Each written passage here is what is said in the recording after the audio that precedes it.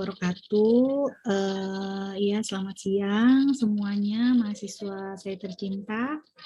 Baik, kali ini saya akan coba menjelaskan tentang apa saja sih kira-kira soal materi-materi soal yang akan keluar untuk uji kompetensi nurse di sini khususnya mata kuliah manajemen keperawatan ya. Jadi materi ini disampaikan pada saat workshop upaya peningkatan kualitas dan kesesuaian soal uji kompetensi melalui persamaan persepsi para pengampu mata kuliah manajemen keperawatan yang dilakukan pada bulan September tahun 2021. Jadi di sini setiap tahun ya kami para dosen-dosen manajemen keperawatan tuh menyamakan persepsi ya supaya bisa mempersiapkan mahasiswa-mahasiswa keperawatan ya dalam menghadapi soal-soal uji kompetensi gitu ya. Jadi buat kalian ini khususnya untuk mata kuliah manajemen keperawatan bisa jadi bahan pembelajaran ya, kira-kira materi apa aja sih yang perlu saya pelajari perdalam khususnya untuk mata kuliah manajemen keperawatan. Ya, baik, Ibu akan mulai saja di sini ya. Targetnya adalah kompetensi perawat yang diharapkan untuk profil ya seorang nurse profesional itu adalah di sini bisa mengimplementasikan bagaimana seorang nurse pertama kali bekerja ya, yang tentunya tidak semua nurse itu akan langsung menjadi seorang leader ya atau menjadi seorang manajer gitu ya.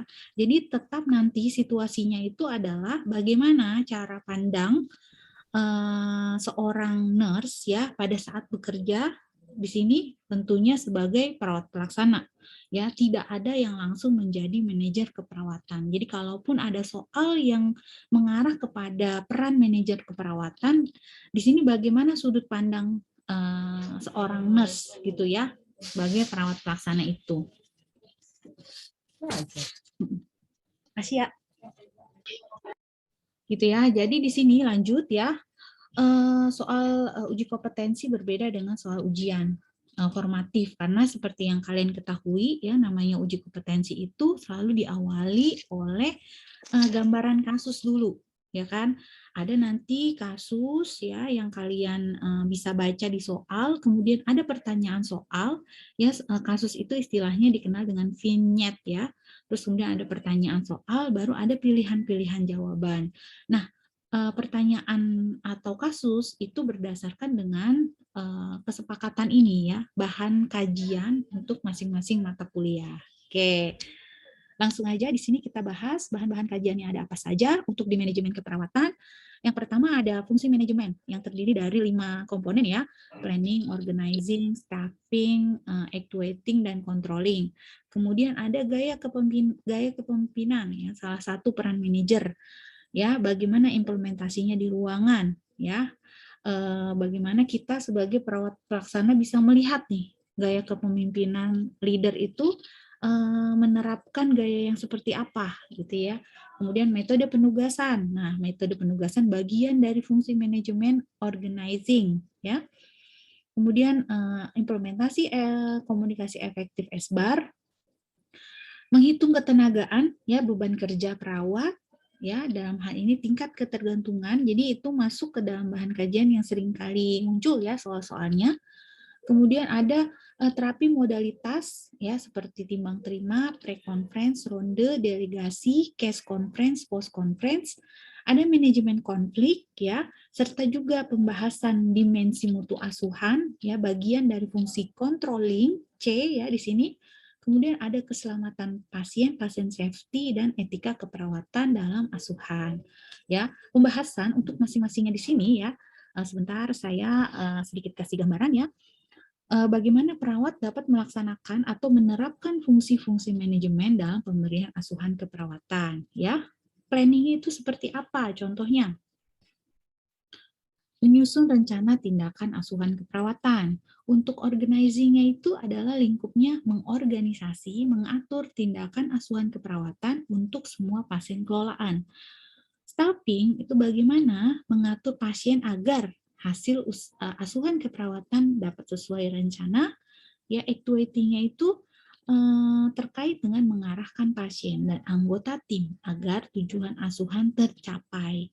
Ya, terakhir kontrol itu adalah mengendalikan mutu asuhan, tindakan keperawatan. Ya, untuk gaya kepemimpinan, ya tadi di sini kan dijelasin ya kalau nurse nurse yang diharapkan lulus gitu ya adalah nurse yang bisa mampu menilai ya di sini. Jadi maksudnya gaya kepemimpinan itu adalah nurse mampu menilai gaya kepemimpinan yang diterapkan oleh manajer, oleh leadernya, ya bisa kepala ruangan atau ketua tim gitu ya. Kemudian juga dia bisa menerapkan gaya kepemimpinan saat dia mengelola pasiennya, ya. Jadi dia mampu menerapkan buat diri dia sendiri begitu. Untuk metode penugasan di sini, nurse menilai sistem penugasan yang tepat untuk diberikan di suatu ruang rawat. Jadi biasanya ada latar belakang settingan di dalam kasus ya, yang menggambarkan gambaran jumlah perawatnya, profil-profil perawatnya, begitu ya. Sehingga di sini seorang nurse itu bisa menilai kira-kira dengan kondisi yang ada itu diterapkan sistem penugasan yang bagaimana, gitu ya. Seperti sama-sama kita udah pelajari sebelumnya di akademik ya. Ada beberapa model sistem penugasan ya, model pelayanan keperawatan profesional itu yang berlaku atau yang ada gitu ya, sehingga dalam prakteknya itu bisa dianalisa oleh seorang nurse nih kira-kira implementasi untuk masing-masing sistem penugasan bagaimana.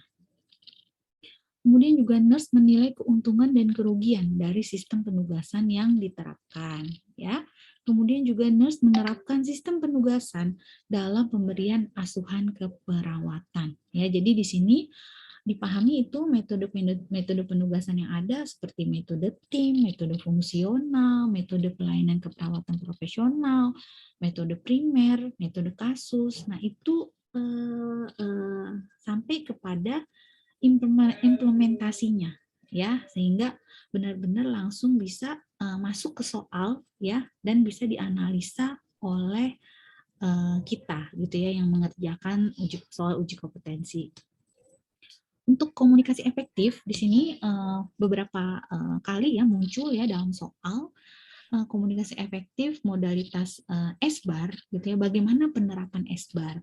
S-nya itu apa komponennya, B apa, A apa, dan R apa gitu ya. Jadi di sini nurse mampu menerapkan tahap-tahap komunikasi ya, misal pada saat handover, pre-conference, post-conference, ronde ya, delegasi, supervisi, dan biasanya diterapkan itu dengan menggunakan teknik S-bar gitu ya. Jadi dikuasai ini komponen-komponennya ya, supaya bisa mengetahui nih S itu apa, B itu apa, A itu apa, R itu apa, gitu ya. Untuk tingkat ketergantungan ya, seorang nurse itu mampu menilai tingkat ketergantungan pasien yang menjadi kelolaan atau tanggung jawabnya. Ya, tingkat ketergantungan itu terdiri dari self care, parsial, total care, dan intensif.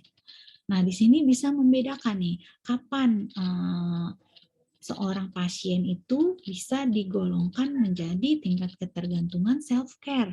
Beban kerjanya itu berapa lama gitu ya yang bisa masuk ke dalam kategori self care, sehingga nanti bisa mengklasifikasikan kalau ada soal yang tergolong ke dalam topik tingkat ketergantungan ya. Begitupun yang lainnya, parsial, total care, dan intensif ya.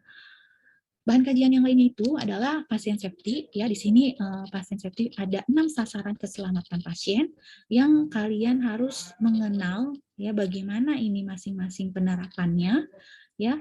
Apa saja terkait identifikasi pasien, komunikasi efektif, meningkatkan keamanan obat-obat yang harus diwaspadai, high alert, memastikan lokasi pembedahan, prosedur yang benar, serta pembedahan pada pasien yang benar.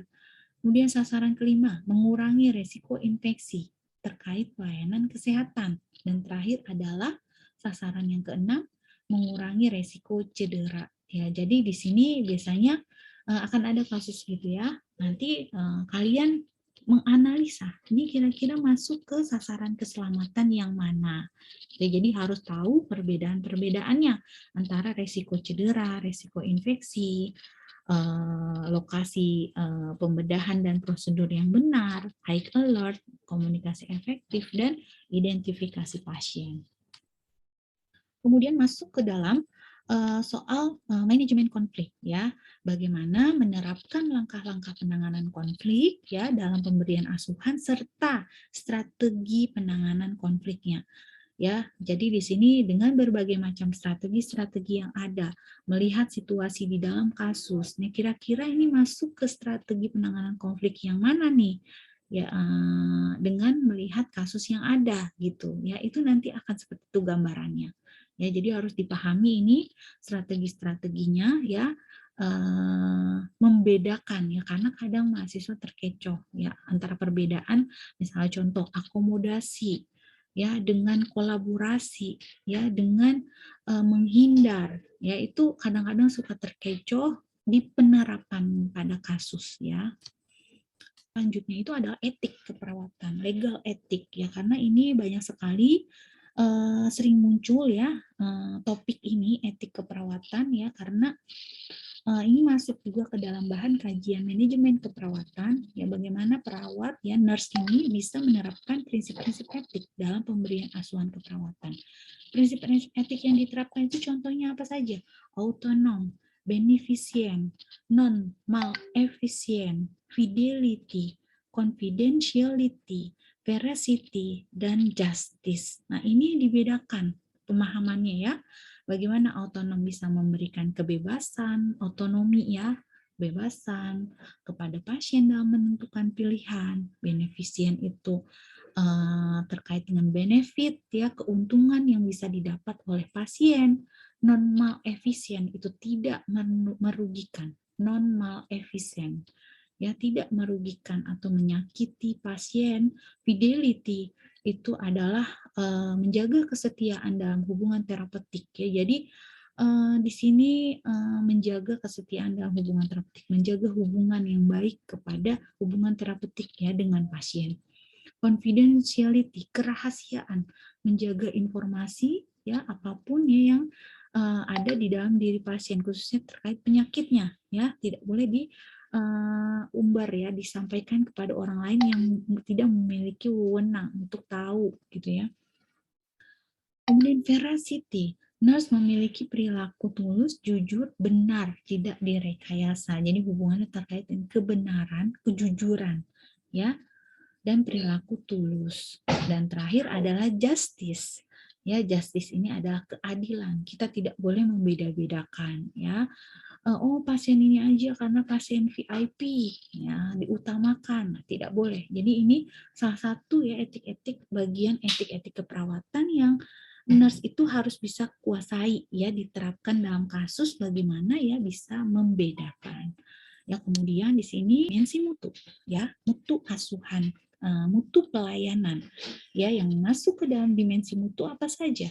Ada di sini tangible, responsiveness, reliability, assurance, empathy. Nah, di sini tangible itu kaitannya dengan sarana prasarana. Untuk responsiveness, bagaimana keinginan membantu pasien ya.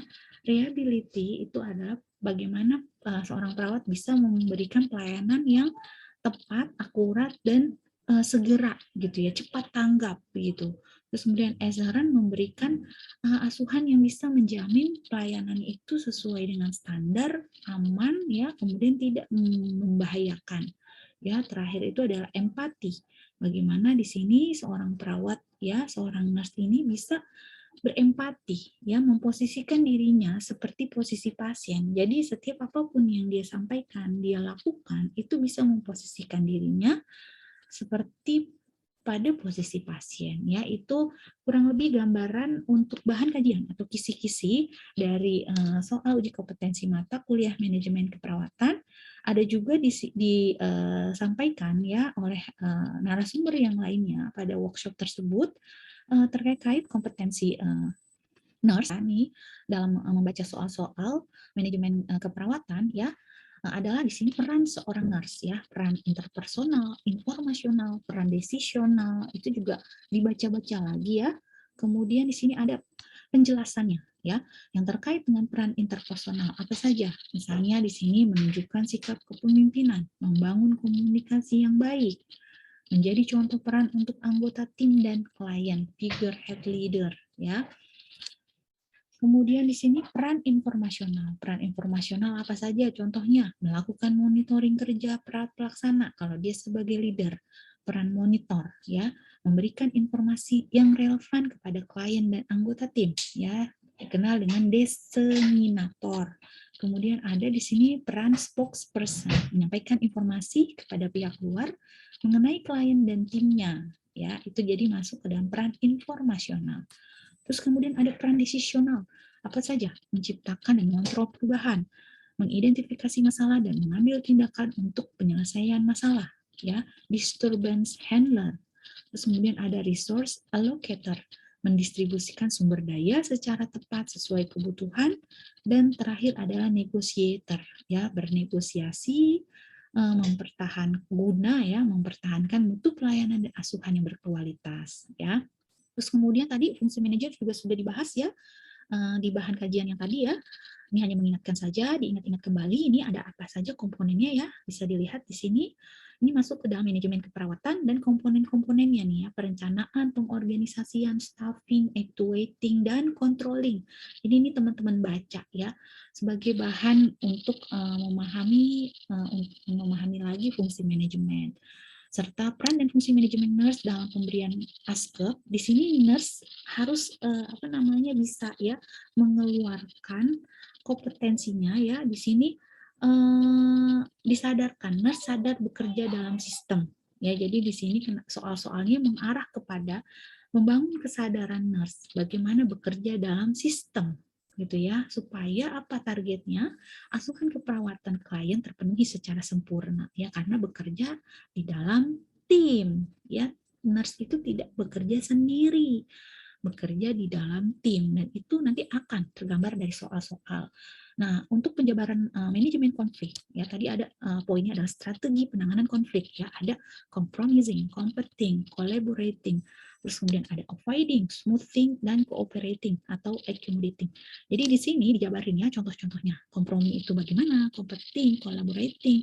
Nah, ini dibaca-baca lagi ya teman-teman ya, supaya nanti ketika ada soal bisa memberikan bahan pertimbangan ya, mana nih pilihan yang tepat untuk kasus yang dijabarkan. Oke. Sudah cukup ini penjabaran bahan kajian dan kisi-kisi soal manajemen keperawatan untuk uji kompetensi. Semoga semuanya nanti akan berhasil menghadapi dan mengerjakan soal uji kompetensi. Terima kasih untuk perhatiannya. Assalamualaikum warahmatullahi wabarakatuh.